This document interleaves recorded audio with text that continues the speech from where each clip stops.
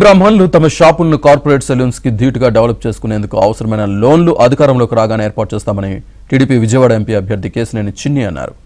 గున్నాన colony Vijayawada parliament కార్యాలయం ఎన్టీఆర్ భవన్లోని నందమూరి తారక రామారావు సభా ప్రాంగణంలో తూర్పు నియోజకవర్గ నాయి బ్రాహ్మణుల సంఘం ఆత్మీయ సమావేశం జరిగింది.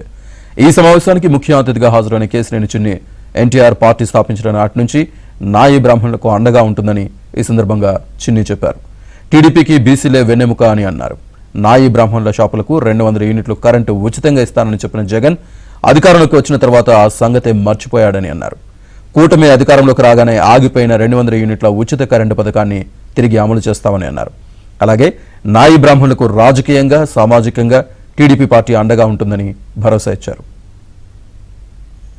దేవాలయాల్లో తలనీల వేలంపాట్లో తప్పకుండా నాయి బ్రాహ్మణులకే అవకాశాలు కల్పిస్తామని నారా చంద్రబాబు నాయుడు గారు గట్టిగా చెప్పారు. ఇవన్నీ కాకుండా ఎక్కడైతే మున్సిపల్ కార్పొరేషన్ ఈ బిల్డింగ్లు ఉన్నాయో నాయి బ్రాహ్మణులకి స్థలాలు దాంట్లో షాపులు వచ్చేటట్టు ఇస్తాం. వీటన్నిటికన్నా ముఖ్యంగా ఇవాళ చాలా కార్పొరేట్ సంస్థలు వచ్చినాయి. దానివల్ల చాలా మంది జీవనోపాధి కోల్పోతున్నారు.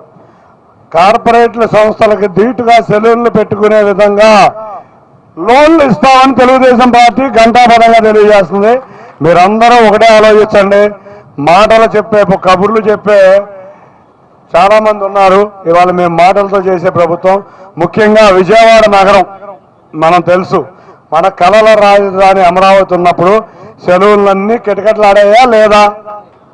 ఇవాళ ఎవరి దగ్గర కూడా డబ్బులు లేవు.